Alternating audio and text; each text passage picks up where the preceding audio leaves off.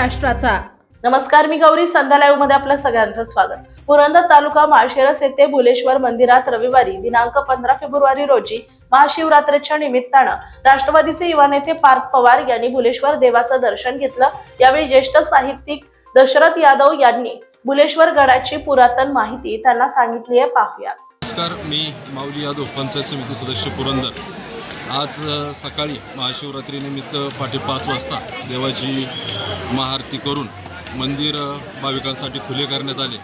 खरं तर यावर्षी उन्हाळा तीव्र स्वरूपाचा असताना देखील भीमाशंकर येथील मंदिर कामानिमित्त बंद असल्याने सकाळपासूनच मंदिर परिसरात दर्शनाच्या खूपच मोठ्या रांगा त्या ठिकाणी लागलेल्या आहेत। सकाळपासून जवळपास 2 लाखापेक्षा जास्त भाविकांनी या ठिकाणी दर्शन घेतलेले आहे।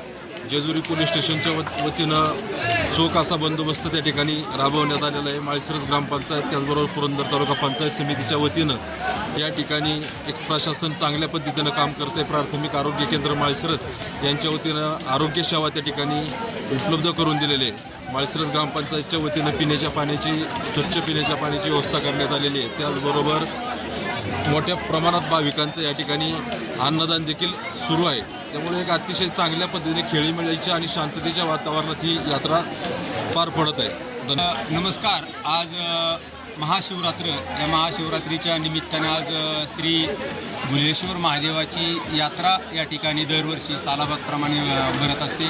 महाराष्ट्राच्या कानाकोपऱ्यातून इथला भुलेश्वरचा शिल्पकालीन जुना एक वैभवी खजिना, जिथं शिल्प सौंदर्य आणि त्यातून जुना इतिहास आपल्याला इथं अनुभवायला मिळतो। या दौलतमंगळ गडावर हे भुलेश्वराचं 1100 वर्षापूर्वी 11व्या शतकातलं एक सुंदरसं देवालय यादवकालीन हे मंदिर पाहण्यासाठी महाराष्ट्राच्या कानाकोपऱ्यातून लोक येत असतात।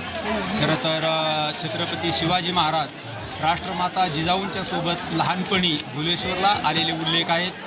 पुण्याची ज्यावेळेस निजामाने लूट केली, पुन्हा जाळलं, त्यावेळेस मामले दौलत मंगळगड या भुलेश्वरावरून खरं तर या पुणे प्रांताचा कारभार पाहिला गेला। हा इतिहासात नोंदी आहेत। ब्रह्मेंद्र स्वामीचा इतिहास, चिमाजी आप्पाचा इतिहास आणि भुलेश्वरला लढाई झालेली आहे असा इतिहासकालीन ठेवा या भुलेश्वर मंदिराच्या रूपानं आजही जुन्या पिढीचा ठेवा नवीन पिढीला खरं तर इथं पाहायला मिळतो। आणि महाशिवरात्रीचा हा उत्सव अतिशय सकाळपासून खरं तर गर्दी भुलेश्वराच्या दर्शनासाठी आहे। लांबचे लांब रांगा या मंदिराच्या दर्शनासाठी, महादेवाच्या दर्शनासाठी आलेल्या आहेत। आलेल्या सर्व भाविकांचा खरं तर हा सगळा ओघ पाहता दिवसभर आता पर्यटक, भाविक आणि भक्त असा संगम या ठिकाणी पाहायला मिळतो। ताज्या आणि महत्त्वपूर्ण बातम्या पाहण्यासाठी आजच आमच्या संध्या लाईव्ह न्यूज चॅनलला यूट्यूबवर सबस्क्राईब करा आणि बेल आयकॉन प्रेस करा।